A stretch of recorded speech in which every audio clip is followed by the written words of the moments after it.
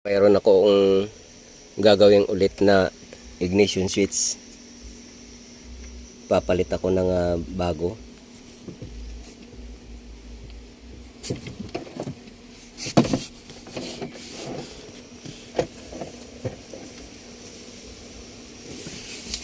So, nakaraang video ay mayroon na akong pinalitan.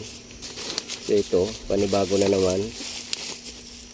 Ganyan talaga kapag nagiging luma na yung mga dump truck. Unti-unti nang lumalabas yung mga problema. So ito yung bago. Hindi na ako magpapalit ng buong ignition switch. Ang papalitan ko lang itong wire na to. Ito. Tatanggalin ko lang yung dalawang screw na to. Isa. Tsaka yung isa dito sa dulo. So okay na siya. Ito yung temporarily na ginawa ko. So kapag pinapa-start, ipupos lang to, so i-start na siya. So sa mga dump truck dito na na-encounter ko, ay common na yung nasisira yung start connection sa ignition switch.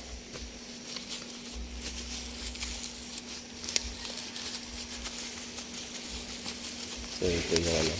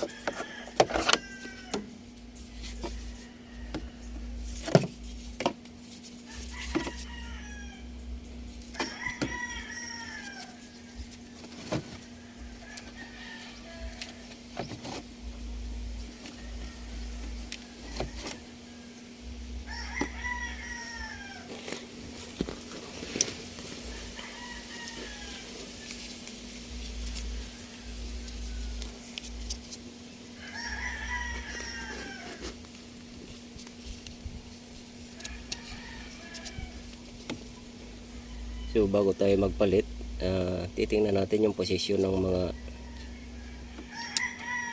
terminals niya. Dapat magkaparehas yung bilang at saka yung posisyon. Ayan, 4 sa kabila, dito sa kabila 4, yung posisyon parehas na parehas. Tapos yung lock, ayan, parehas.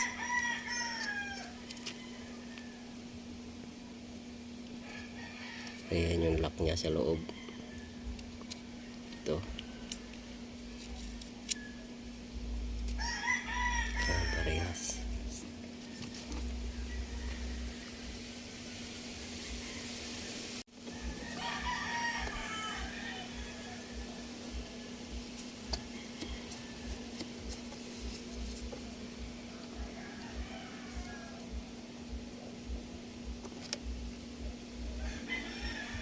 So ayan, kung napapansin nyo, dito kaya hindi na niya napipihit to dahil ayan, no, deform na siya.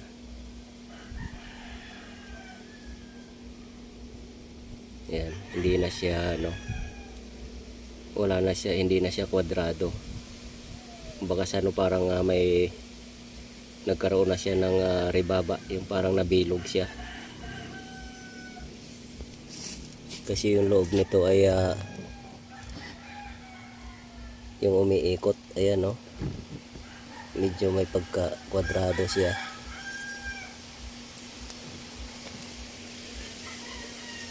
Square to, kaya kapag pinipihit siya, dumadaplis na siya, hindi na siya hindi na umiikot yung na yan, bilog na yan. So tanggalin naman natin tong isa, ito. So yan lang yung papalitan natin para hindi na tayo magpapalit ng susi, kasi yung susi, yung original ng susi ng ignition switch na yan, akma naman yan dito sa mga pintuan, sa mga door lock, kaya kailangan talaga nandyan siya. Ngayon kung talagang hindi siya pwedeng ito lang ang palitan, so obligado ito buo ang ipapalit. Gagamitin na yung susi nito.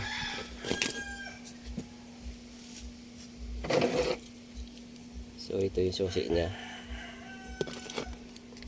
kung ito yung buo ang ilalagay natin. So since ito lang naman ang papalitan, itong mga wire na to ang magiging susi dito, kaya ito pa rin siya, itong original. Ayan.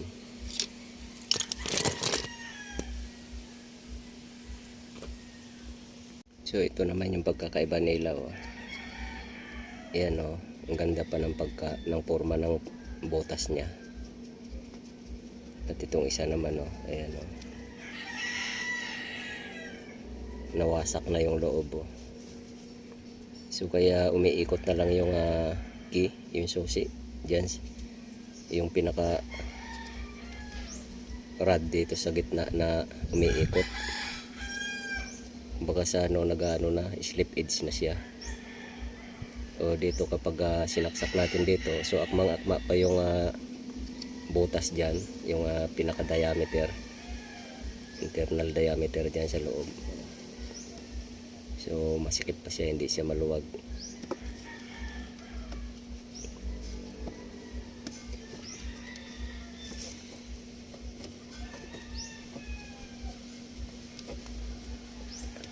Ayan.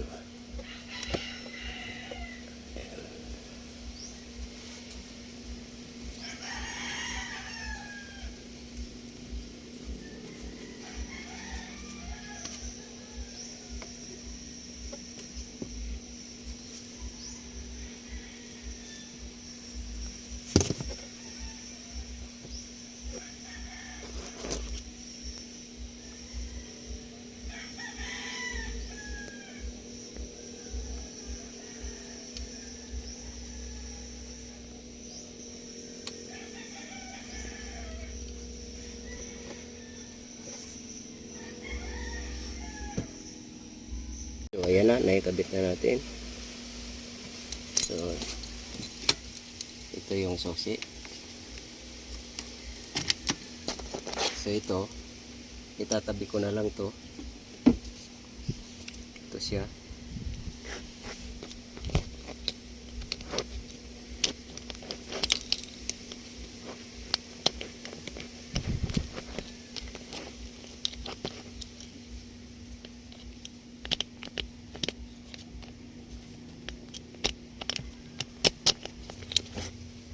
Yan. Kung sakaling nasira naman itong housing na pinaka-cylinder. So ito naman ang gagamitin. May susi pa siya. So ito test natin. Huwag muna natin na itong connection. Ito muna. Susi muna.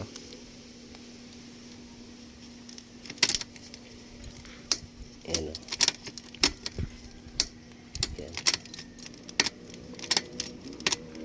on, start, on, start. Ayan o, bumabalik siya. So testing natin na panda rin.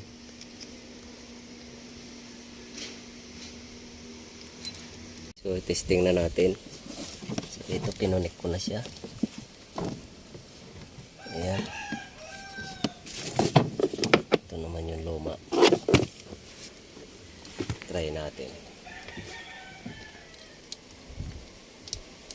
Ignition on. So ayan. Ayos na siya.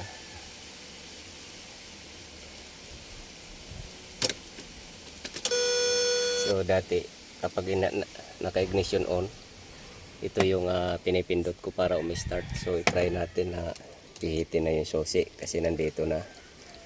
Wala namang problema to kahit na hindi mo natatanggalin. Tanggalin na lang natin mamaya pag na to na testing na. Start.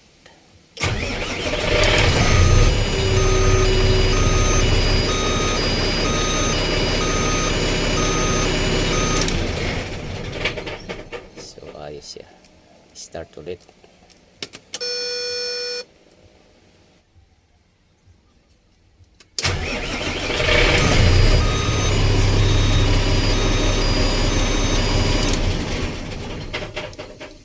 Ayos na siya. Start.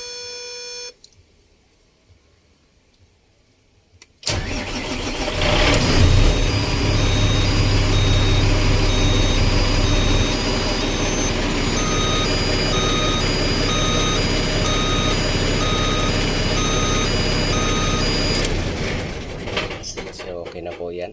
At ibabalik ko na lang lahat ng mga nakatanggal na mga finisher dito. At pati itong push button switch na in-install ko temporarily ay tatanggalin ko na rin to. So hanggang dito na lang po muna ang video kong ito. Please like, subscribe na lang po and hit notification bell para sa susunod na mga video. God bless us all po.